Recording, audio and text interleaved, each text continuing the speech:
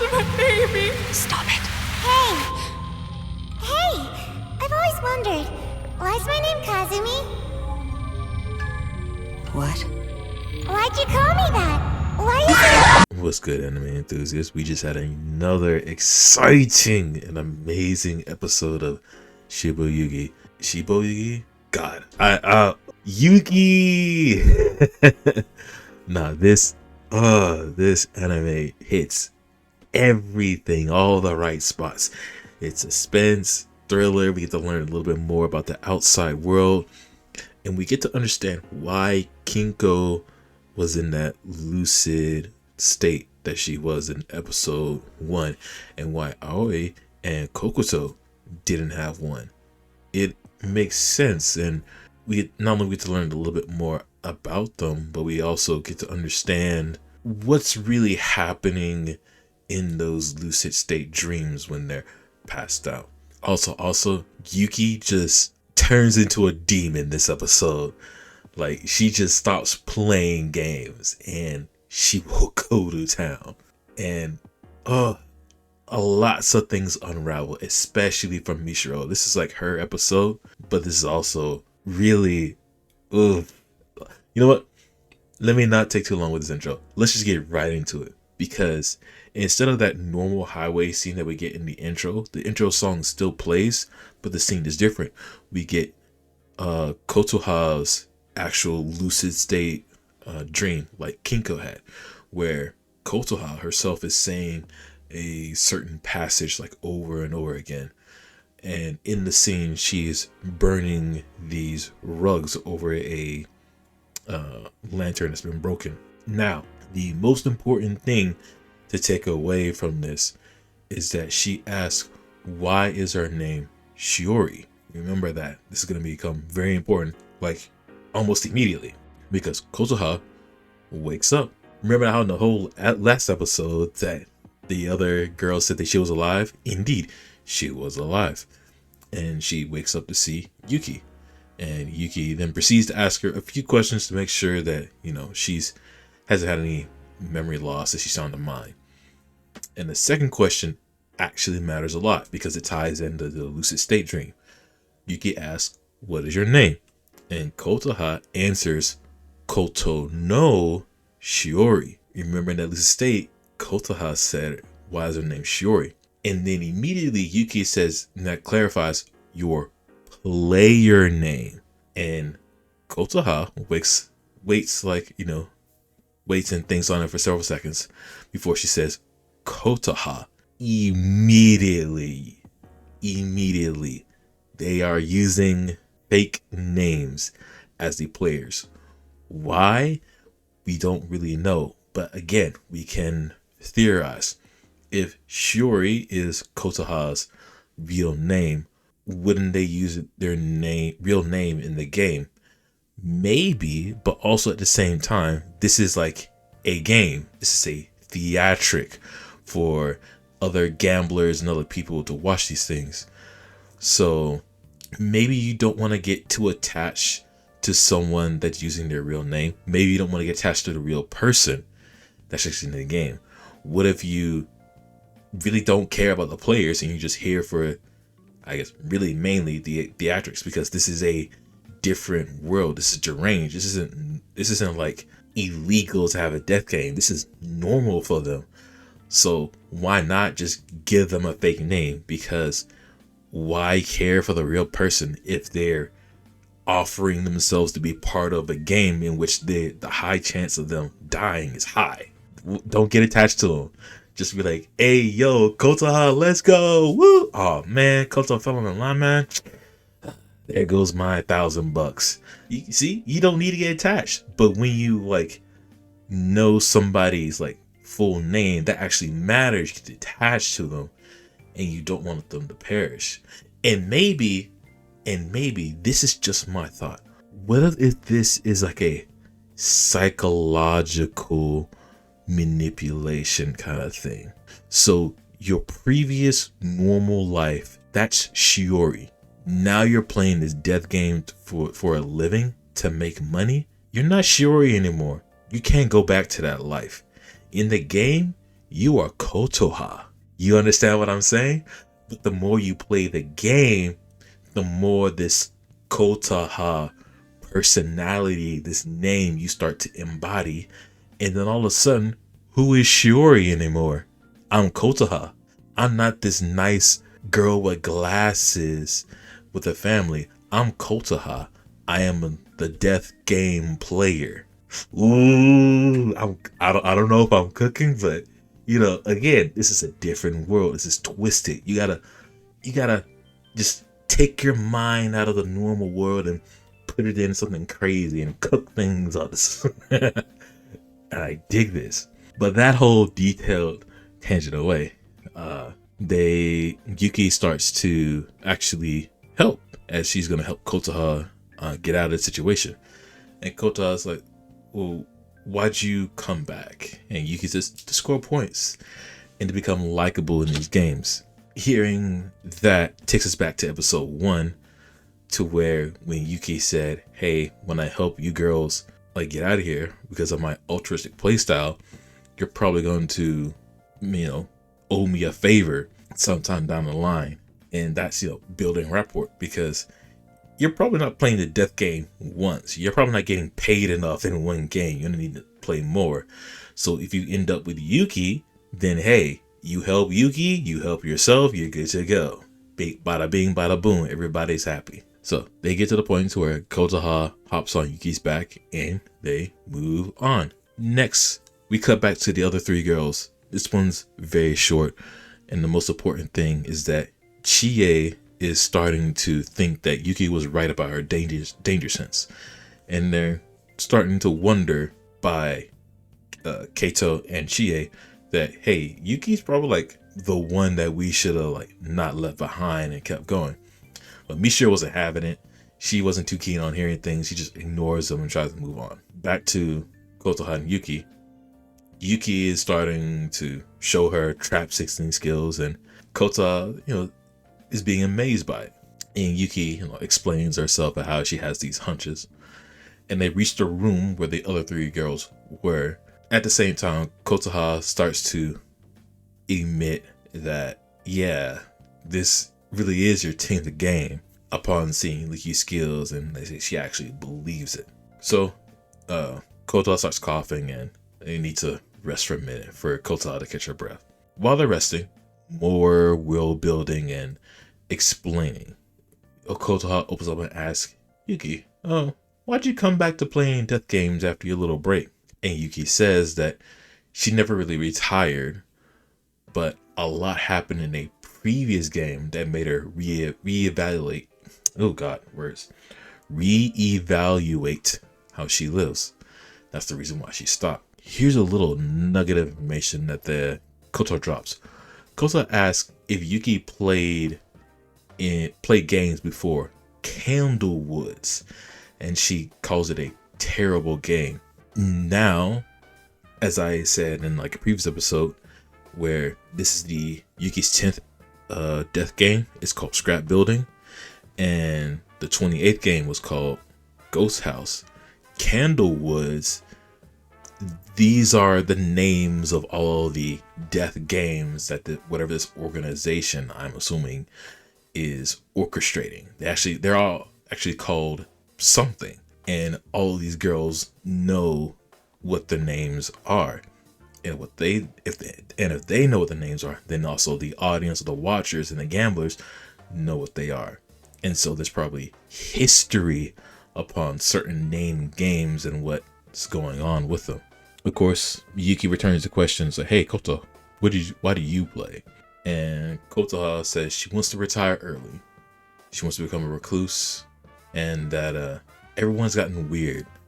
She doesn't want to live around cynicism, just world hypothesis, and a new thing that this anime actually made me look up and read was oh God, I gotta pronounce this again. Machiavellianism, something like that. I had to look that up, and I put the definition on screen, but it is described by what I see in psychology today. It's a personality trait characterized by manipulativeness, deceitfulness, high levels of self-interest, and a tendency to see other people as means to an end. There's a lot of things that you probably know in the real world and people you probably know that fit that description. You ain't gotta say who, you ain't gotta tell what it is, but it's just another term, and it actually has like a nice origin to it. So today I learned, and for all of you, today you learn about this new term. I love it. But back to it. Yuki wants to save up a bunch of money and move to a country with a low cost of living. That's honestly very respectable and very reasonable. You don't want to deal with this deranged world that you're in. You want to escape it. And in order to escape it, you need money. Get enough money, save up enough, get away to somewhere safe, and just chill. That's achievable. That's amazing. Amazingly realistic that a anime character just outright says like the best possible outcome that anyone wants to have in life. And Yuki is then asked, why do you play death games? And she responds with her, I'm here to play 99 games goal. We don't get any information out of that, but hey, it's just hammering in Yuki's here to play 99 games for some big reason. Back to the other three girls. Boy, I'm getting way too excited. So Chie and Kato, they are getting a little afraid. They're moving a little too fast and nothing has really happened yet on this floor. And Mishiro is like, yeah, I know, but we gotta take these risks. And then something moves in the darkness and a wolf appears and it starts stalking the three girls. This is one of the this is like suspense and thriller at its finest.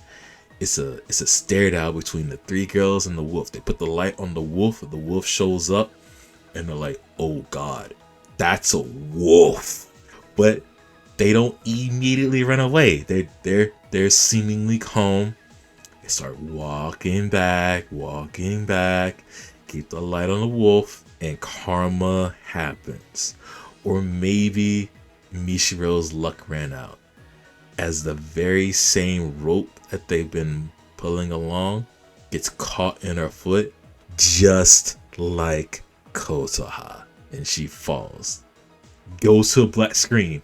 We don't see it, but we know who got. And it's time for Mishiro to have her little lucid state. But it's only a very short one, but it leaves you with, hey, why is my name Kazumi?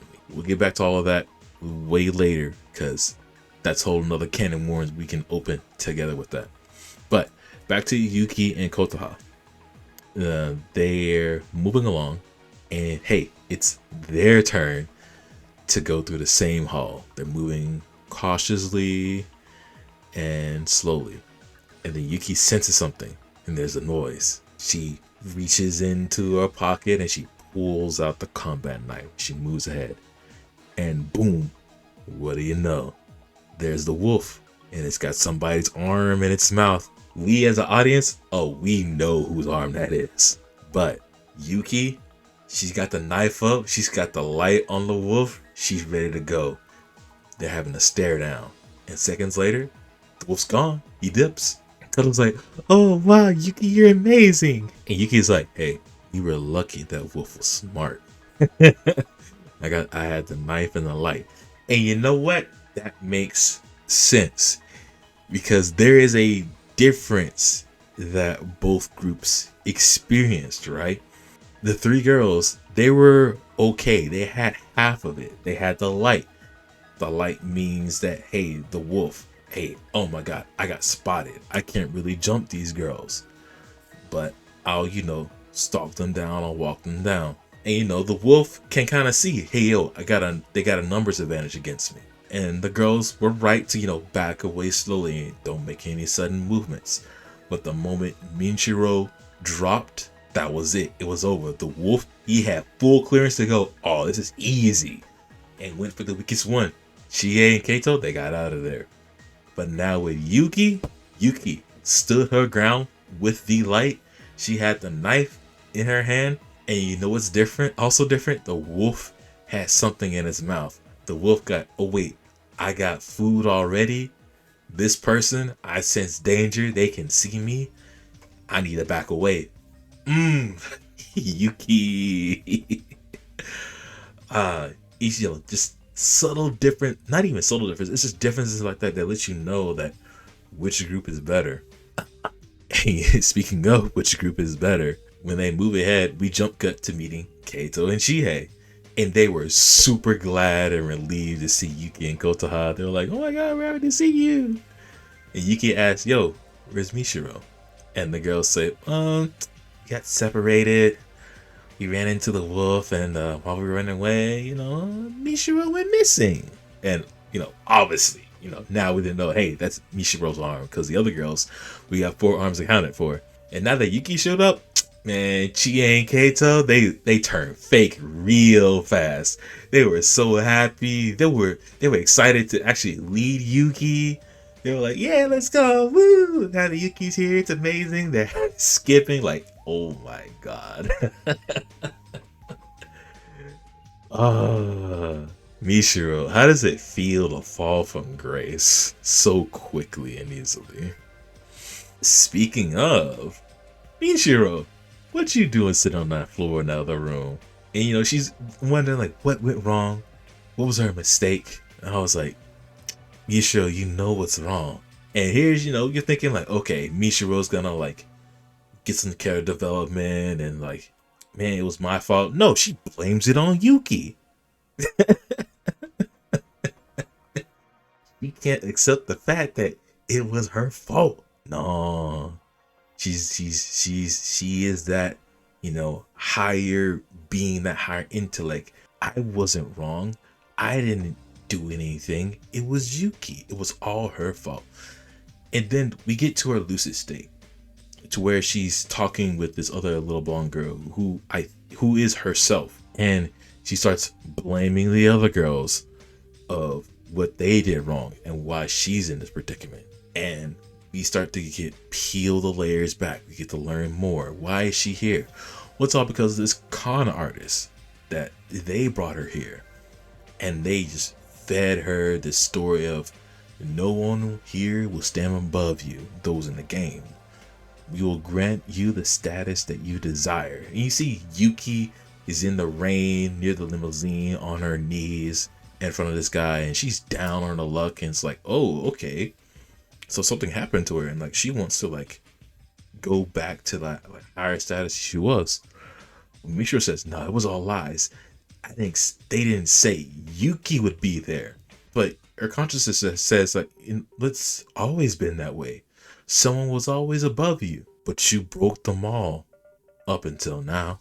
And then we get this whole backstory scene in this lucid state, and it's a very chilling tale to really think. So to summarize, Kazumi, who is Mishiro's real name, had a twin sister, and Mishiro beat up her twin sister a lot. And Mishiro, even though Mishiro loved her, she just still beat on her. And it got to the point to where she actually killed her, like straight up.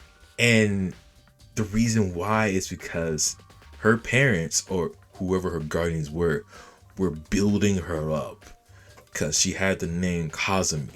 Like, we wanted you to be the best at everything, no matter how small. Prettier than everyone, stronger than everyone, more righteous. We wanted you to be number one. Her twin sister was just an obstacle in the way. Like, yo. And Kazumi was just built on that, and she went with it, like putting on a smile in the mirror. And at the end of it all, Mishiro still asked herself, like, what should I have done? But her conscience was like, you're fine the way you are. You're the beast that's the prettiest of them all. Ain't that something? Ain't that something? Even at the end of it all, that you're going through it, you're still wanting to be on the top. But you know what? There's always a bigger fish. And when Mishiro wakes up, there's that bigger fish. Hey Yuki, strolling up to Mishiro. And Yuki is moving and speaking different. Now, it's not our usual monotone kind of spaced out dialogue. Oh, she's like happy. She's like, hey Mishiro, glad you're doing well. You know, it's gonna be a while before that wolf comes. Oh, it won't be long before that wolf comes around. And Mishiro's like, yeah, it will be back for you too. Yuki's like, no, I'm safe because I found the stairs. The other 3 girls, they're already gone. Really only 2 left. And Mishiro's like, huh, you here to save me? Yuki's like, no, Mishiro, I'm here to make you understand. I won't be satisfied if you die like this, Mishiro. Yeah. Oh, hold on, Yuki. Hold on. Yuki, slow down. She didn't slow down. Mishiro, I want you to admit which of us is on the top whilst time still remains. Yuki leans in and whispers in her ear, if you apologize, it's all water under the bridge. Then I'll show you the stairs. Apologize for your impudent attitude. Bro. Who made Yuki like this? Where did she get this demonic attitude? I love it so much. No wonder why that wolf back off. They did not want to deal with this Yuki. Of course, the episode ends. Man, you know what? I love Mishiro. She is my weakness, but Yuki just little bro her so easily. She's in a commanding position, and you gotta. I don't know if any of you are wondering. You're probably thinking, why didn't Mishiro take that knife that she had with her and like cut Yuki with it? Let's be honest. Mishiro, she's down one arm. If she made a single movement, Yuki had all time in the world. She could see everything. It's no brainer. Yuki wins 10 out of 10 times. But nah, I love this episode because it's Mishiro's fall from grace, and it's slight karma for what happened to Kotoha, because if Mishiro did not rush last episode, Kotoha would still be standing on both of her legs.